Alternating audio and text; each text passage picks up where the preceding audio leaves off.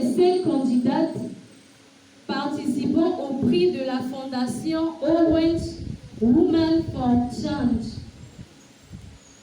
Elle reçoit des bénévoles, des tablettes, des ordinateurs et une imprimante pour pouvoir financer son projet de développement numérique. Ensuite, elle est financée à hauteur de 5 000 €, quand bien même qu'elle n'a pas remporté le premier prix. En 2014, elle participe au Women's Forum. En 2016, elle apparaît dans le documentaire « Elles ont toute une histoire » de Nil Tavernier, réalisé par Elodie Polo, Ackerman par Imagisme, avec la participation de France Télévisions et TV5 Monde. Sur ce que nous devons retenir, nous toutes les femmes ici présentes, est que nous devons prendre l'exemple de cette fille, Awaou Adamo. Elle a combattu, malgré les difficultés, en vendant des billets pour pouvoir financer l'école de ses frères. Malgré qu'elle s'est retrouvée dans la rue, elle a persévéré en ouvrant son association pour lutter contre l'analphabétisme. Pour vous dire que l'école est capitale, nous les femmes, nous devons être alphabétisées. Pour être indépendantes, nous devons nous battre pour être autonomes, pour pouvoir réaliser nos rêves et mettre à bien nos projets de l'avenir. Sur ce, je vous remercie.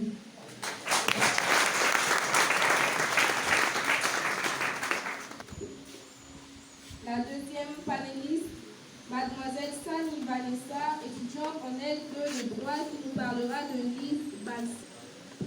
Monsieur l'administrateur général, chère conférencière, distingués invités, chers collègues, chers professeurs, je suis par ailleurs étudiante en deuxième année de droit ici à Girls School. Et à l'occasion de cette journée internationale de la femme, j'incarne la personnalité d'une femme qui a su s'affirmer, qui a su se démarquer des autres et qui s'est même opposée à une loi lors d'un procès afin de défendre l'intérêt des femmes en général.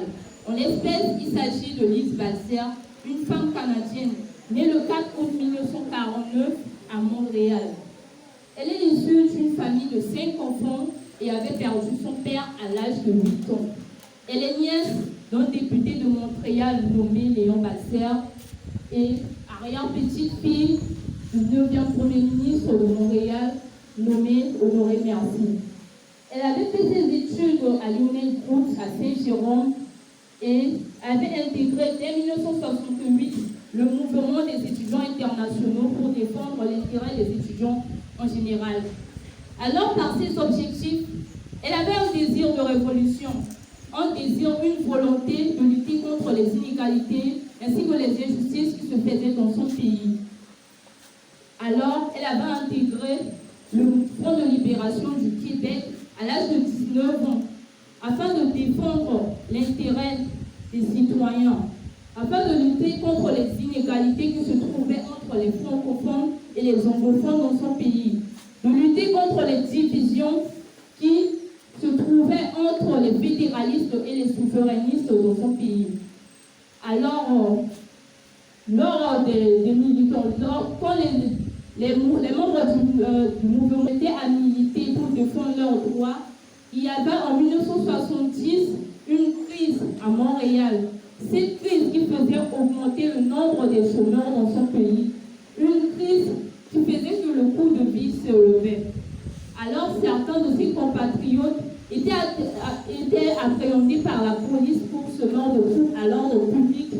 Et Lise Balser avait été appelée pour témoigner contre ses compatriotes.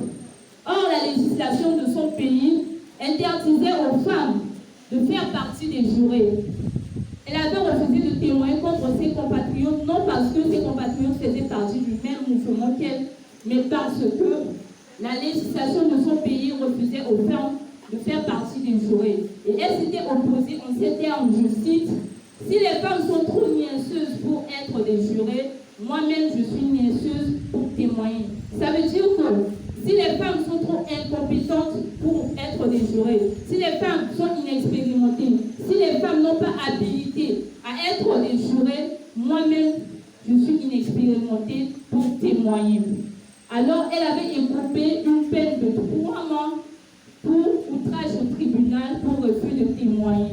Et 3 mois après le procès, le gouvernement avait adopté une nouvelle loi qui permettait désormais aux femmes de faire partie des jurés. Alors, tout comme cette femme qui a su s'opposer aux règles et lois de son pays, tout comme cette femme qui a voulu défendre l'intérêt des autres femmes dans son pays, soyons aujourd'hui des femmes qui savent s'affirmer, des femmes qui savent se démarquer des autres, des femmes qui savent défendre nos propres intérêts dans nos zones de juridiction, c'est-à-dire à l'institut, à l'école, à l'église et partout dans la société où nous vivons. Nous devons être des femmes qui sont capables de défendre nos propres intérêts et d'amener des réformes par nos actions. Sur ce, je vous remercie.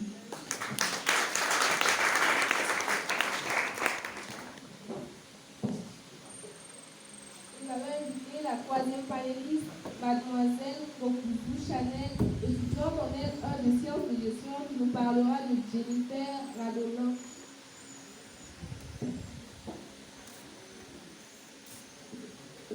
Monsieur l'administrateur de Web School, distingués invités, très chers conférenciers, recevez mes très chères salutations. Je me nomme Bokouzou Jessie Morissette Chanel, en licence 1 de sciences de gestion. Je suis là pour vous parler de l'une des femmes militantes, battantes qui s'est battue pour les droits de la femme qu'aujourd'hui nous faisons. En Essie, je m'appelle Jennifer Rudlock, je suis née en 1961 à Durban, plus précisément en Afrique du Sud, de nationalité sud-africaine. Je travaille dans une association de communication dans les droits de la femme. Je suis gestionnaire en communication dans un groupe impliqué dans la défense des droits de la femme, qui a pour l'intérêt à l'accès à la communication et aux technologies de l'information et de communication. En effet, j'ai sorti cet ouvrage pour sortir les femmes de leur niveau dépendant pour être indépendantes. Aujourd'hui, on a vu que plusieurs femmes ne savent pas faire des choses. Il faut être créatif dans la vie sociale, créer des choses. Même si vous êtes à l'école, il faut être créatif et réaliste, faire des trucs qui pourraient remarquer les femmes dans la vie sociale, qu'on pourrait témoigner et on pourrait faire dans la vie active. Sur ce dont je vous remercie.